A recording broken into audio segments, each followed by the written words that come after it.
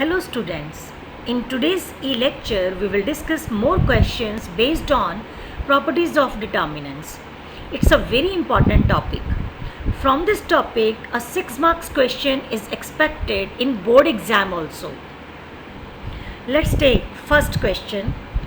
In this question, using properties, we have to prove that value of this determinant is 1 plus a square plus b square plus c square. Let's start with left hand side. Students, it's very easy to observe that in this determinant nothing is common from any row or any column. Even if we apply different operations on rows or columns, we are not able to create any zero in any row or column. So here we apply a different operation. We multiply R1 by A, R2 by B and R3 by C respectively. And outside the determinant, we write 1 upon A, B, C so that value of determinant remains same. It comes like this. Now, we can take A, B and C as common from C1, C2 and C3 respectively, as I have written here. Outside determinant 1 by ABC is already there, and after taking A, B and C as common, we get ABC upon ABC, which is equal to 1, and inside determinant we are left with the elements of R1 A square plus 1, A square and A square, elements of R2 B square plus 1 and B square, elements of R3 C square and C square plus 1. In next step, we apply the operation R1 is to R1 plus R2 plus R3. After applying this operation, each element of R1 becomes 1 plus A square plus B square plus C square, and write the remaining two rows R2 and R3 as it is. In next step, take 1 plus A square plus B square plus C square as common from R1. After taking common, we observe that all the elements of R1 are equals to 1. So, we apply two operations, that is C2 is to C2 minus C1 and C3 is to C3 minus C1. It will create two zeros in R1.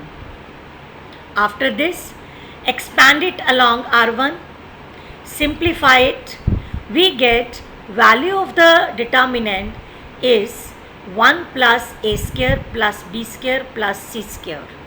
Let's take another question. In this third order determinant, you can see each element of third column is sum of two terms. So, we can express this determinant as sum of two determinants as I have written here. In these two determinants, elements of C1 and C2 we write as it is, and first term of each element of C3 of given determinant is written in third column of first determinant, and second term of each element of C3 of given determinant is written in third column of second determinant. We denote these determinants by delta 1 and delta 2 respectively. In next step, take X, Y and Z as common from R1, R2 and R3 respectively from delta 2. After that, we observe P is also common from C3 in delta 2. Take it as common. Now, you can see elements of both the determinants are same, but their positions are different.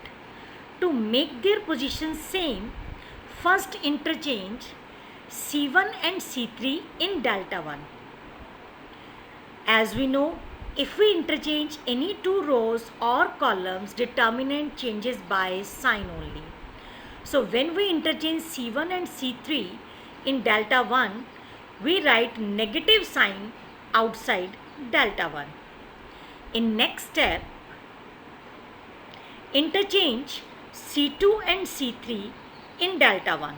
So, put one more negative sign outside delta 1. Negative multiply with negative becomes positive. In next step, you will observe in delta 1 elements of R1 are 1, x and x square. Elements of R2 are 1, y and y square. Elements of R3 are 1, z and z square.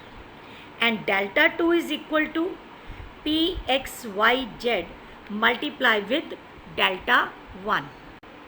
We can write it as 1 plus pxyz multiplied with a determinant in which elements of R1 are 1, x and x square, elements of R2 are 1, y and y square, and elements of R3 are 1, z and z square.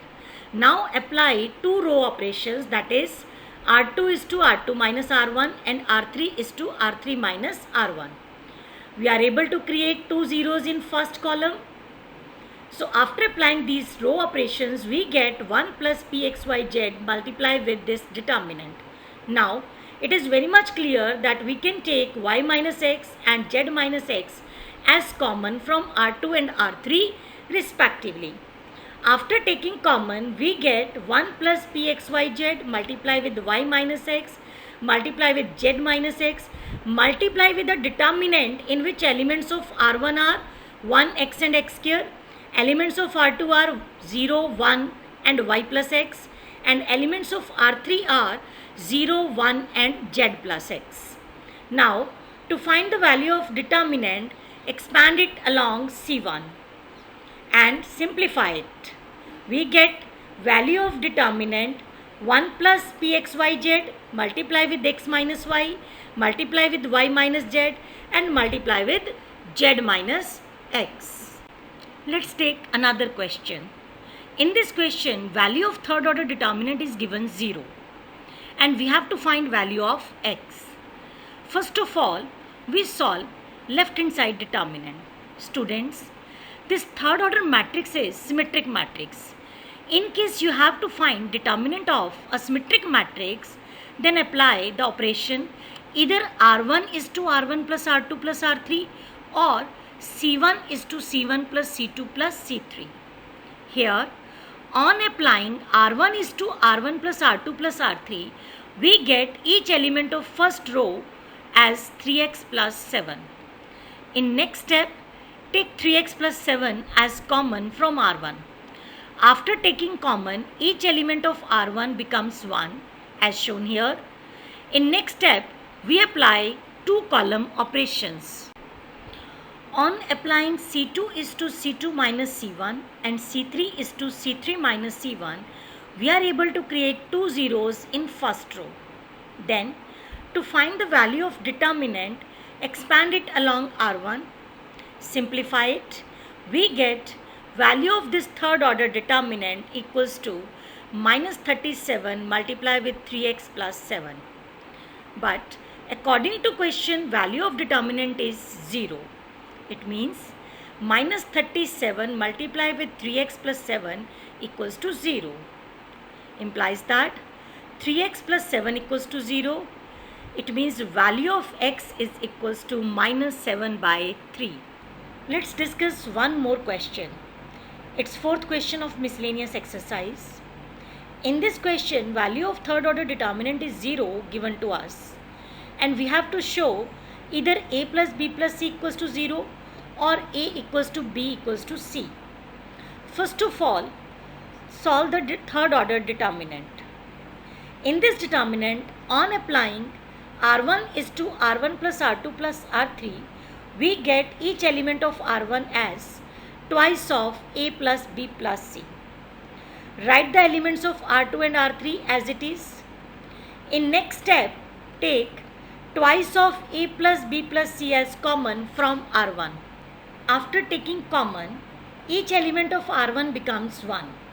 Write the elements of R2 and R3 as it is. In next step, apply two column operations, that is C2 is to C2 minus C1 and C3 is to C3 minus C1. We are able to create two zeros in R1. Now, to find value of this determinant, expand it along R1 as shown here. After simplification, we get value of determinant equals to minus 2 multiply with a plus b plus c multiply with a square plus b square plus c square minus bc minus ba minus ac. According to question, value of determinant equals to 0.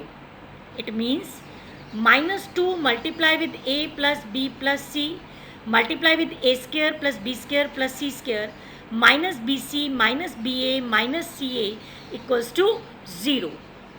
In next step, write minus of a plus b plus c as it is and multiply 2 with a square plus b square plus c square minus bc minus ba minus ca. In next step, write 2a square as a square plus a square, 2b square as b square plus b square, 2c square as c square plus c square and rearrange the terms as shown.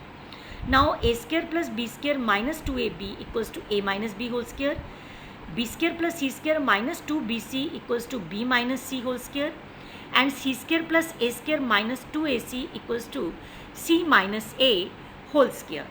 So we get minus of a plus b plus c multiply with a minus b whole square plus b minus c whole square plus c minus a whole square equals to 0. As product of these two terms is 0, so either a plus b plus c equals to 0 or a minus b whole square plus b minus c whole square plus c minus a whole square equals to 0. Also right hand side is 0, so negative sign will not affect this simplification. Now sum of the squares is 0 only if a minus b whole square equals to 0, b minus c whole square equals to 0 and c minus a whole square equals to 0. And this is possible only if a minus b equals to 0, b minus c equals to 0 and c minus a equals to 0. It means a equals to b, b equals to c and c equals to a. So we have shown that if value of this third order determinant is 0, then either a plus b plus c equals to 0 or a equals to b equals to c. Students, I think now it's clear to all of you that how to solve questions based on properties of determinants. For more practice, try to solve question number 9 to 15 from miscellaneous exercise. Thank you.